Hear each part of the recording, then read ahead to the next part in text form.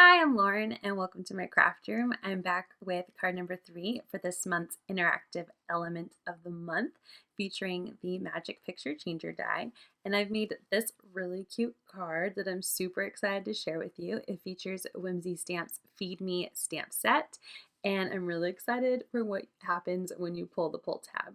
So join me in how to create this card, and I hope you take a chance to make it yourself.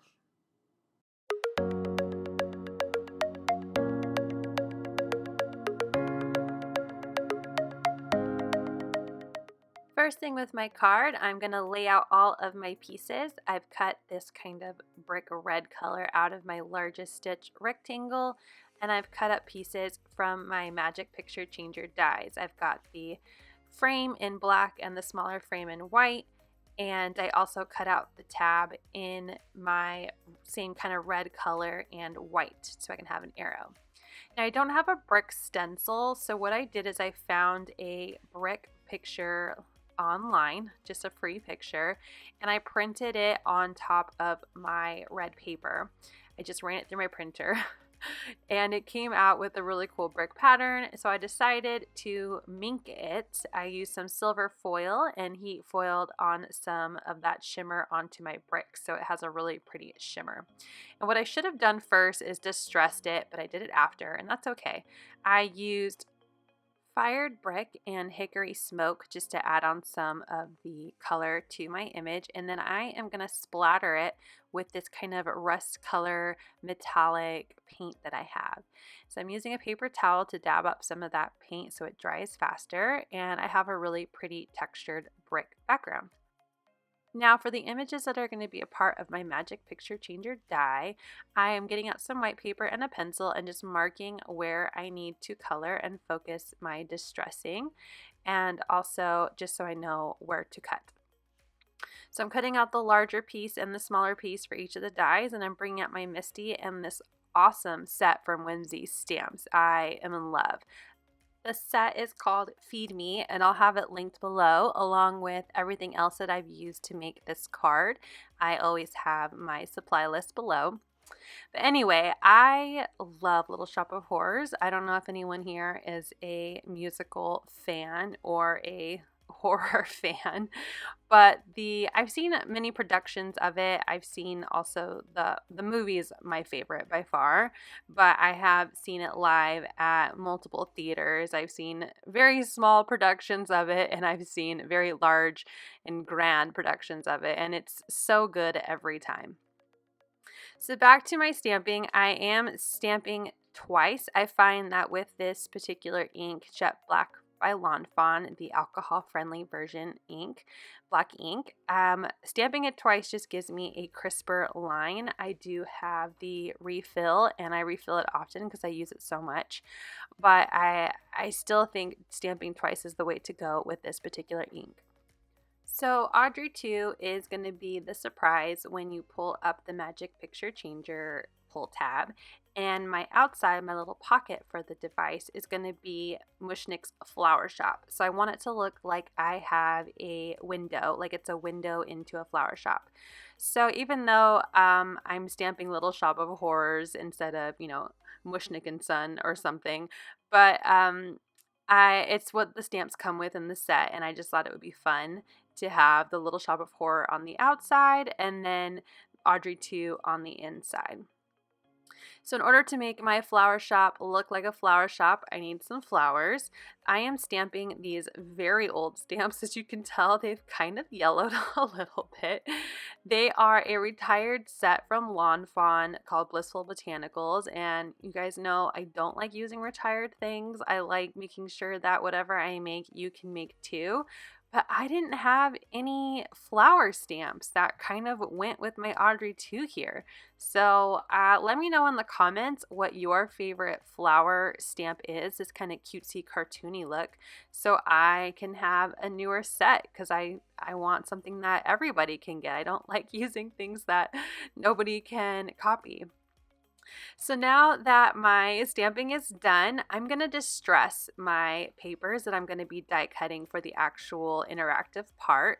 I've created this mask, it's been used before, out of some post-it notes. I just stamped my image onto post-it notes and trimmed around it because I like having that little white border around my images, and covered my stamped image. I distressed it with that same hickory smoke, and I splattered it with some of the kind of a lighter gold tone onto my image while my mask was still on. And then I lifted that mask and I set it aside to dry. Now for the pocket, I'm also distressing in the same hickory smoke, and I kind of wish that I would have embossed this image instead of just stamping with black ink. I think it would have held up to the distressing a lot better, but it's still, you can still read it, it's fine. And you know, I think whoever gets this card will probably be displaying Audrey II rather than the window, so I don't feel like I need to redo it. So now that I've applied my splatter just like I did on Audrey II, let's get to coloring. I just got these awesome markers from my aunt for Christmas, and she had them delivered to me via Amazon. And when I got them, usually around this time, whenever she sends presents, I'll wrap them and put them under the tree because I'm the one who does most of the wrapping. Although my husband did a lot of wrapping this year, I was very happy. But anyway, I got this in the mail and I immediately texted her and was like, can I please just like play with these now? Are you going to make me wait till Christmas morning? And of course she said I could play with them now. So I've been coloring with them and I am in love. I don't have any alcohol markers with the brush tip. So when I saw these Spectrum Noir Illustrator markers, I really wanted to try them. I find that they're definitely better priced than a Copic marker, but I understand Copic markers are refillable and have a ton of colors, so I totally get it. But I've had Letraset Pro markers, well, I guess they're not Letraset anymore. I've had Pro markers for a very long time, and they have a nib. They don't have a brush. So I was really excited to color with these markers with a brush and really start to feel, you know, get that kind of coloring down on paper. It was really exciting and I love them, and now I need more. So I'm using my greens to color any leaves on my flowers, and I'm doing my best to post the colors that I use, the cap side, in the same direction that you can actually read them. But this is the first time I've had markers to where having a name on the cap so I could share with you what I use. So it's going to take me a little while to get used to it, so bear with me for a few videos. But I'm using the different color families to color in the leaves and all the different flowers. So the set that I got, I believe, is a 36. I guess I could look over and count them real quick. And it gives me sets of 3 in the color family for about 1, 2, 3, 4, 5, 6, 7, 8, 9, 10, 11, 12 different color families. So I'm really excited to have, you know, a dark, a medium, and a light in all of my colors, and be able to do some better shading. I'm in love with the green. I think the most you'll see when I color in Audrey II, just how much it makes everything blend better, and it's a step above what I have now, so I'm really excited about it. So I'm using these different colors. I want to have my flowers be, you know, kind of a rainbow of colors. So I've got yellow, I kind of have a redishy orange coral, and I've just colored purple. And I'm going to bring in blue, more of a rose pink, and then kind of a teal color. I just thought it would be a good way to add, you know, kind of that missing color in the rainbow. So while I finish up coloring these flowers, I would also like to talk about the next year. I would love some feedback on interactive cards and projects that maybe you've seen but need some more inspiration, or you're like, I don't like making shaker cards because of this, and this. You know, what are some ways we can make it simpler, or different way? Maybe you have a interactive element and you're like, I've done it this way, how else can I use it? I would love to know because I love interactive cards. I love sharing them. I love doing them. So please share with me some ideas in the comments along with your favorite floral stamp of maybe some ideas. I already have a plan for shaker cards in January, but there's 11 more months next year and I need some input from you guys. I want to be able to share things that you are interested in. So please let me know in the comments what kind of interactive elements you would like to see from my channel in the future. So now the fun part. I absolutely loved coloring in Audrey II. I I love this stamp so much. It sounds so silly, but I love it. So I used my darker shade of green to add in kind of already where the stamped images shows kind of bends and creases in the plant. And then I used the medium shade green to move that color out more, and then finally with the lightest shade of green. Now Audrey II has kind of like a purple gums and like purple and pink gums, so I'm outlining the edge of her like lips, of his lips. I don't know what you would call that on a plant. I guess they're lips. It's a mouth with this pink color, and then blending it out with a cream to kind of match that pink into the light green. Honestly, right now he looks like a watermelon, and I'm pretty impressed with my coloring for watermelon. I think I got that down. So then I added some purple to the inside of Audrey II's lips, and I'm blending it out with pink.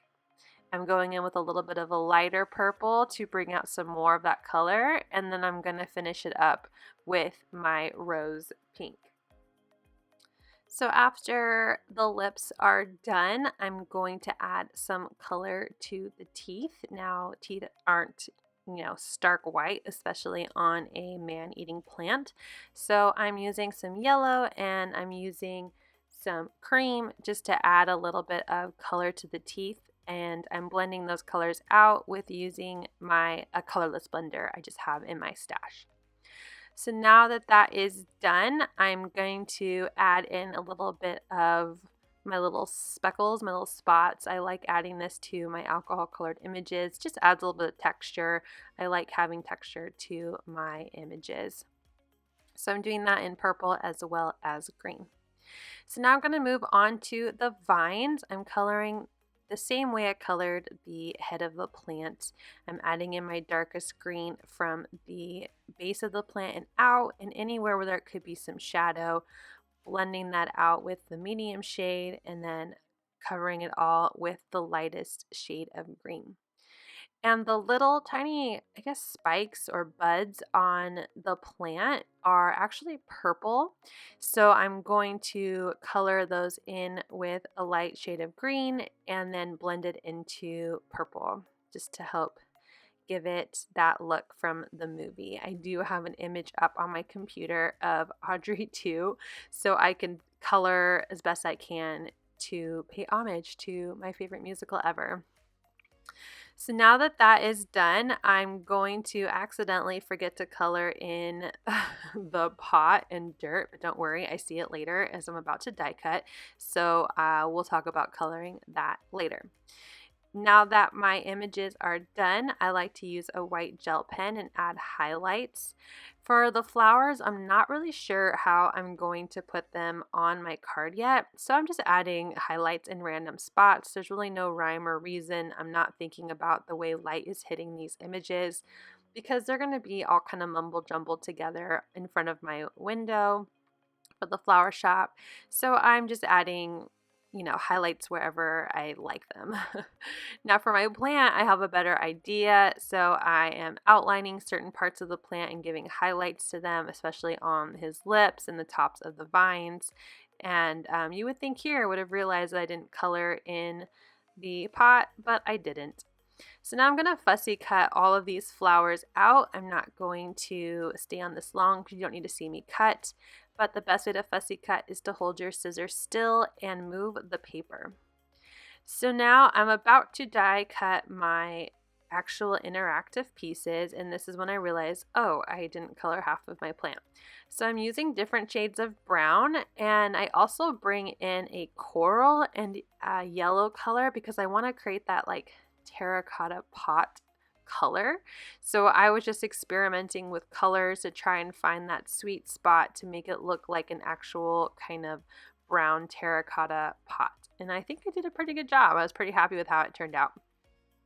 And then I'm going to use my different shades of brown to color in the dirt and also add in a few of those little spots just to add texture and bring back that white gel pen to add highlights to the pot. Now, I don't know how much this is actually going to show when I die cut, but I'm going to color it like I like it, and what shows, shows. So now I'm using some low tack purple tape to put my dies in place on my 2 pieces, and I'm going to run those through my die cutting machine. So now that's done, let's bring out my tools. I'm bringing out my little embossing tool here with baby powder, my bone folder, as well as 1/8 inch of score tape. Super duper sticky, long-lasting tape. This is the kind of thing you don't want to use cheap tape on. You want it to stay secure and sturdy for a long, long time. So I totally recommend investing in at least 1/8 of an inch roll of good, strong, sticky tape.